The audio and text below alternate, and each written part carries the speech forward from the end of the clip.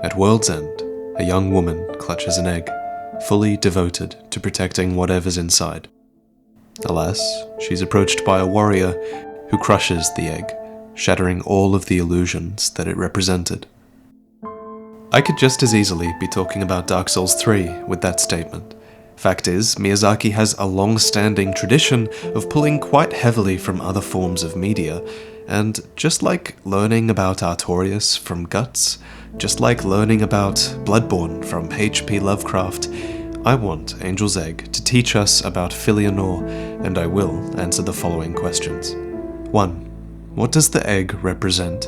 And 2. How does Filianore have the power to forestall the end of the world? And make no mistake, that's exactly what she's doing. These questions aren't really touched upon in the game at all, not in any descriptions, and you'd think that they would be. But Angel's Egg, this animated movie made by Mamoru Oshii in 1985, succinctly answers both of these questions, and the answer is faith. A young girl wanders an abandoned city, filling glass urns with water.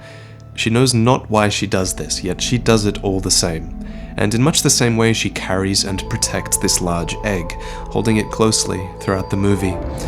And long story short, you should watch the movie if you're interested. One of the very few pieces of dialogue in this movie talks about a bird that represents life outside of this world, and the girl believes that the bird now resides inside of the egg. その卵の中には何が入ってるのかな。そんなこと教えられないわ。だって私、あなたを知らないもの。卵は割ってみなければ、その中に何が入っているのかわからないものだ。This character, the warrior, wishes to break the egg and know one way or another what's inside, but the girl believes it will hatch. And the point I want to make is this: blind faith offers this great deal of power, because believing something will hatch from the egg, many would say, is better than knowing one way or another, for there may well be nothing inside the egg, or whatever's inside might have already died. So, compared to the grim skeptical warrior, the girl is comforted by her faith, and she moves with purpose. She's protected by faith. 何か聞こえるかい？小さな息をする音。それは君の胸の音だよ。羽の音も。きっと空を飛ぶ夢を見てるのね。それは外の風の音だよ。The end result of analyzing Angel's Egg in this way is that we can now reliably ascribe faith to Filianore's character, and that's very important because in Dark Souls, faith has a remarkable amount of power. I mean, think about it.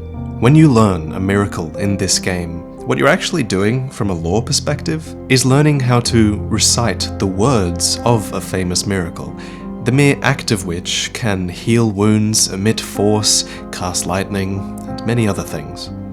Miracles began as tales told by gods, passed down through us since the first flame.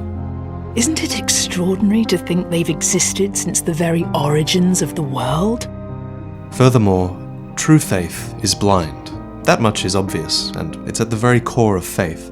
But in Dark Souls 3 it takes that a little bit further, because not only do miracles require faith, it just so happens that being blind enhances their power. Remember, all tomes in Dark Souls 3 are actually in Braille, which is a language of physical bumps for the blind to be able to read. A practice in Dark Souls 3 that is informed from the tradition of placing, and I quote, great faith in the words of the blind.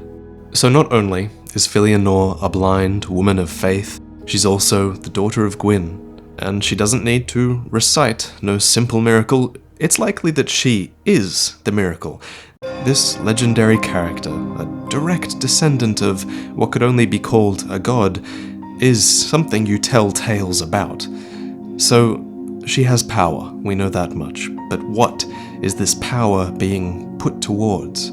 I think there is only really one possible answer, which is this: Filianore prevents time from passing. We know this because disturbing her doesn't just dispel a simple illusion, it actually brings us forward in time to the ringed city, which has fallen to ash, to Gale, with his rusted and broken weapons in hand, to the pygmy lords, the blood of the dark soul dried in their veins, and back to Filianore, dead and withered, perhaps at the moment where her faith or her power finally gave out. So we've done our best to establish the power by which Filianore holds back time. But what is she manipulating? What does she have control over with this power? Well, it's possible that she's manipulating light, because light equals time. According to the repair sorcery, which assumedly uses light to reverse time upon your weapons, the foundations of this spell are a well-guarded secret, for light is time, and the reversal of its effects is a forbidden art. If Filianore is indeed manipulating light to keep the ringed city locked in time, then you can kind of understand why this magic would be both forbidden and a well-guarded secret. The gods would not want this power nor this secret being used elsewhere. Light sorceries, like Repair, which we just mentioned, hail from the lost land of Oolacile, which must have existed when the ringed city was still in its prime, because the two cities are connected by two characters who appear to have moved from one to the other. Two characters, Half-Light and Manus. Let's talk about Half-Light. A missionary is someone who is sent on a religious mission, and Half-Light was one such missionary sent from an ancient land of sorcery, which was obviously Oolacile. But he elected to stay behind in the ringed city, becoming the last recorded spear of the church. So, this must have been before the two cities encountered hardship, and the two cities, when we visit them anyway, definitely are overrun. As for the second character linking the two places together, I want to convince you that Manus is at least a pygmy, and potentially even the furtive pygmy, maybe from the ringed city. The Locust says this. One met the dark with learning, but in the end learnt his knowledge was wanting. The world began without knowledge, and without knowledge will it end. And according to the white birch bow description, before its description was changed in a patch, it used to read, "The bow is a relic from the land of an old sorcerer who was swallowed by the abyss, and known for his role in the heroic tale of the Abyss Walker."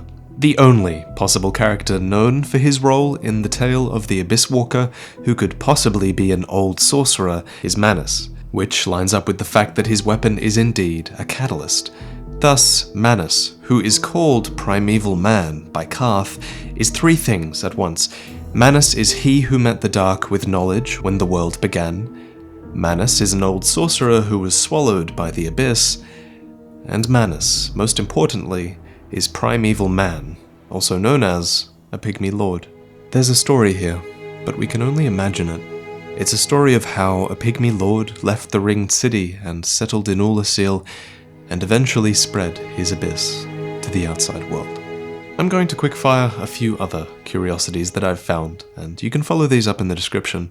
First, Ludleth may actually be a pygmy in the literal sense. This may well be something that the Japanese community has known for a long time, because the line, "I may be small, but I will die a colossus," more literally translates to, in Japanese, "Even this pygmy here was honored to become a lord." This raises interesting implications when you consider that Ludleth was exiled for the forbidden art of soul transposition, and consider also that Filianore's vagrant-like shell clearly contains a transposing kiln in the design work's concept art. So could the ringed city in fact be Corland, and was Ludleth exiled from there? Reddit user Wespy has a great little thread that goes into more detail. And in a point raised by Marchi, who's one of our new resident translators, Ludleth being a pygmy around since the very dawn of the world certainly explains how he would have knowledge of the first Firekeeper, whoever she might have been. because the eyes that we find in the untended graves are the eyes of the first Firekeeper, and Ludleth has dialogue about them, saying that they reveal a frightful betrayal, and that they reveal a light that was lost by all Firekeepers to come after this Firekeeper. I've read that some have put forward that Filianore was the first Firekeeper, and I can see that. She is blind, she's presumably missing eyes, and like a Firekeeper, she holds a darkness within her, because darkness seeps from where her eyes should be, and if Ludleth is indeed from here, then he should know of her, so that lines up pretty well. But all that said, I'm not completely convinced about that. I mean, the eyes are found on the corpse of another Firekeeper, and while I suppose that they could be passed down from Filianore, should Filianore's eyes really reveal such a generic ending of the fire? The world we see in Filianore's future is more of an end of the world, not just the end of light. So, as you might have gathered, Souls may well be over, but we're not done here. Also, before I go, I'm probably going to be in Japan by the time you see this video, which is amazing. So I'm actually going to do a little travel blog, or at least try to, about everywhere I've been, all the food I've eaten and all that sort of thing. So if you're interested into more of a window into my life, which I know is pretty sparse on this channel, then I'm just going to do this for patrons. So if you want to consider becoming one of them, you'd be doing that on behalf of everyone who watches my videos, and you get to see a little bit of what I'm going to be doing in Japan, if that's interesting to you. It'll give me something to do while the other side of my mind is like crying that I'm not making videos, and yeah, I kind of need to be creating something to make that anxiety go away. But thank you, regardless, and thank you for watching, and thank you for being the 1% listening at the end of the video, and I'll see you next time.